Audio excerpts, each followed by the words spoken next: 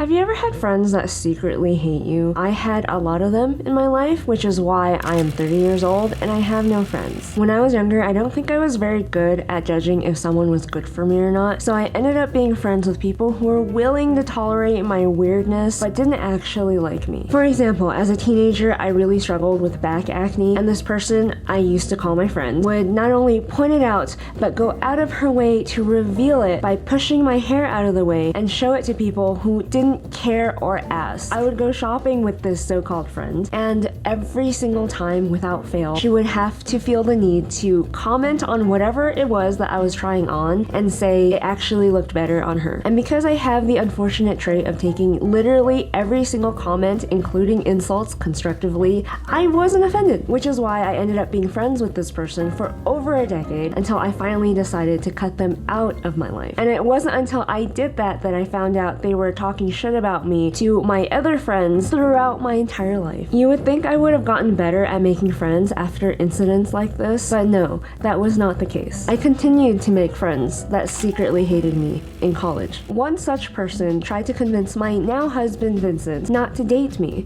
because I would supposedly be too cold to him, implying that I was incapable of loving someone. She would also make fun of me and make me feel really stupid and small for giggling in his presence when I was just laughing because I was attracted to him. Several other friends would also make fun of the way I dressed, from the clips in my hair to the way I did my makeup. They would eventually ghost me because I later found out they thought they were too good for me. Meaning skill-wise, because I went to art school and they thought they needed to hang out with people who were on the same skill level as them. They didn't want to be associated with someone like me who would, I guess, make them look bad or something. I don't know. And the saddest part was I didn't take it too personally because almost every single clique in the college that I went to did shit like this. Everyone was talking shit about people in their own crew, so I just thought this was normal behavior in this sort of competitive environment. Call me stupid, but I genuinely cared for these people. As cruel as they often were to me, they did have moments where it did seem like they were looking out for me. One of them came to me for comfort, basically, when they were crying over a traumatic event that happened during a date. Another one vented to me about their difficult financial situation in their family. When they would share these secrets with me, I thought it would be safe to also share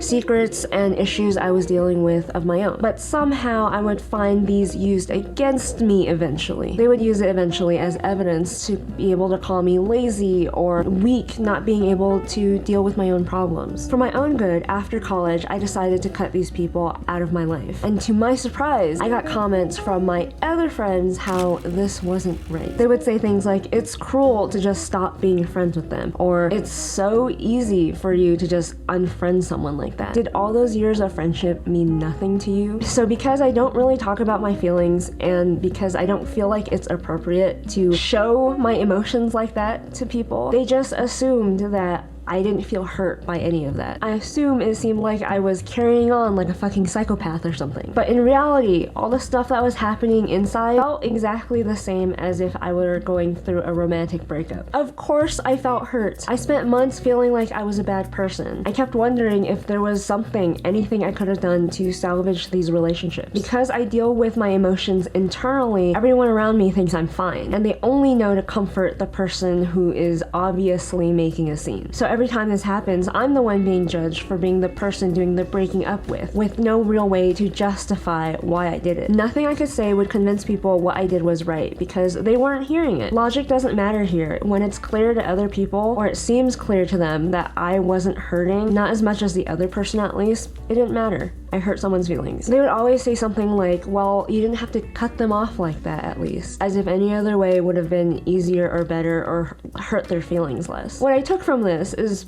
everyone, the world, was basically telling me that the other person's feelings has to always be more important than your own. Otherwise, you're a bad person. So for a really long time, I felt like a bad person. I've always felt very misunderstood my entire life, but now I started to believe that I really am an unlovable, difficult person. Maybe I really am cold like everyone thinks I am. I did think that What good is it to explain myself to people if they're not going to believe me anyways? They're just going to believe what they want, kind of like the internet. So over time, it became really hard for me to let anybody new in. And then I started working in Hollywood. Let me explain how Hollywood has this really unique way of networking in order to get hired. First off, it's really important to convince the people who you want to befriend that this is some kind of ride or die friendship. You do things like cry together at a bar, over drinks, late at night because you just lost that once-in-a-lifetime opportunity to work at Disney. You form a clique and you engage in this kind of mafia-style blood pact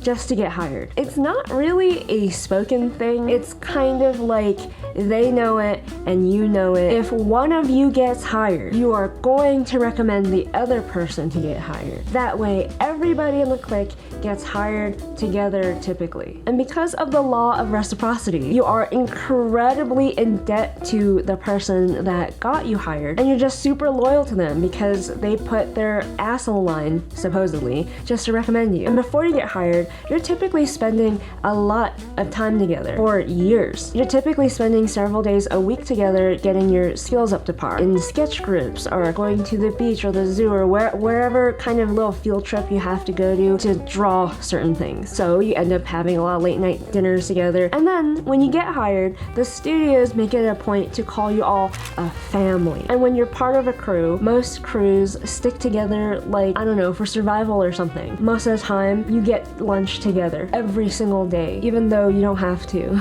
In my early 20s to mid 20s, this felt like real friendship to me. When you're spending 40 plus hours a week together, getting lunches together, getting dinners together almost every single day sometimes. You're constantly going parties together. The lines get pretty blurred. So when I left Hollywood to pursue an alternative life away from the traditional corporate 9-to-5, I thought I would at least have their support, maybe their understanding. And for the most part, I did. I just wasn't supposed to make my reasons for leaving public, apparently. You see, everyone in Hollywood that I've worked with had the exact same complaints that I did. They can lie and say that they don't, but you and I know you're watching, you know that you do. It was no different than any other office environment. We would commiserate together just to cope with the difficulties of the job. Nothing I've shared online are things people who work in Hollywood don't already know. So boy was I surprised when I lost everyone I considered a friend in a blink of an eye, just like that. All I wanted were young people who were going to work in Hollywood to know what it really meant to work in Hollywood. I honestly thought other people in Hollywood would have wanted the same things, but apparently not. I didn't realize how much they attributed their value and their image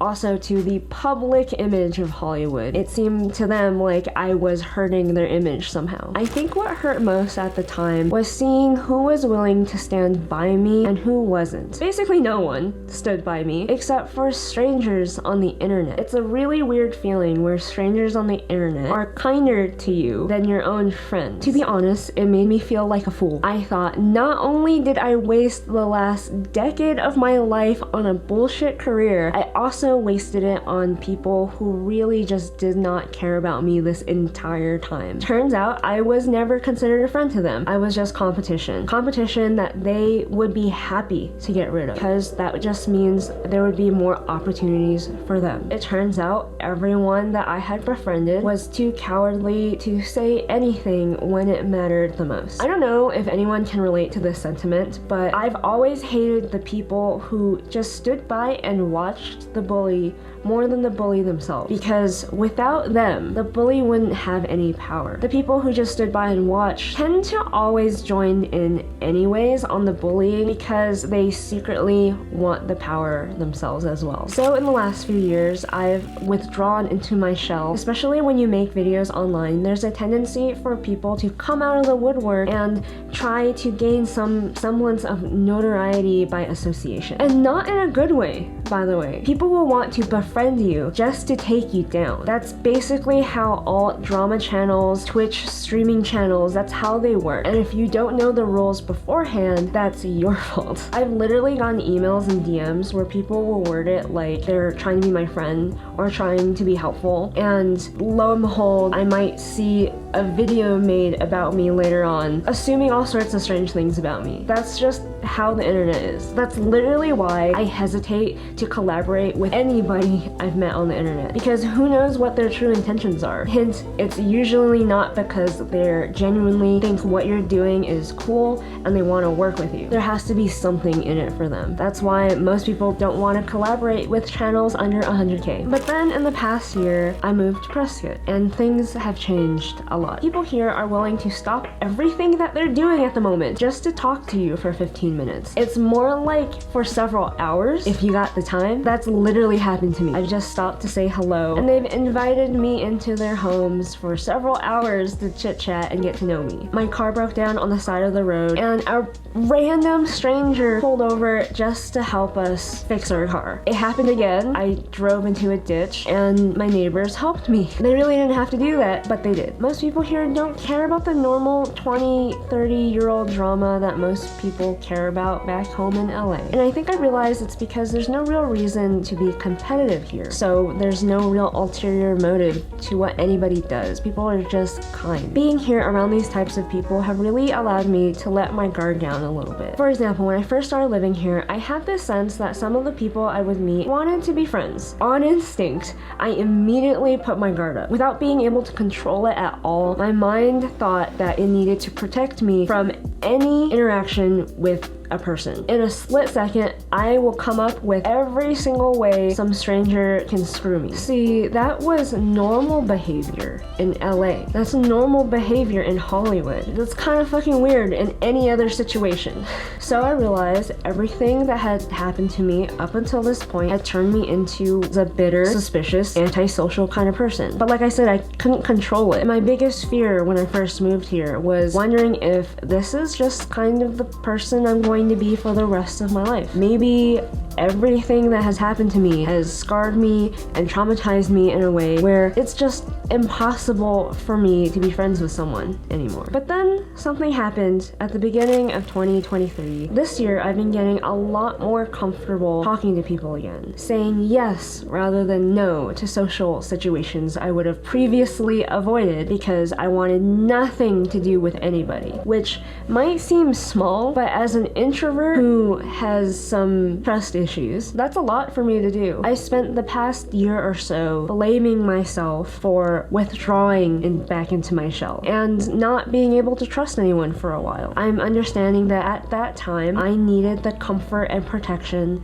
that being that way provided. People will show you who they actually are if you pay close enough attention. I don't need to go looking for reasons to push someone away. A good person will respect your boundaries while also being there for you when you need them. They won't just abandon you. What I really want people to know, if you're struggling to find friends, it's normal to lose friends as you age, and it's normal to cut them out of your life if they're not serving you anymore, if they're just never been a good friend to you. And you are not a bad person for doing what's good for you. And when you do encounter bad people, don't punish yourself for needing time to protect yourself and wanting time alone. If you're patient and kind to yourself, you will find the right people that will want to share your life with you.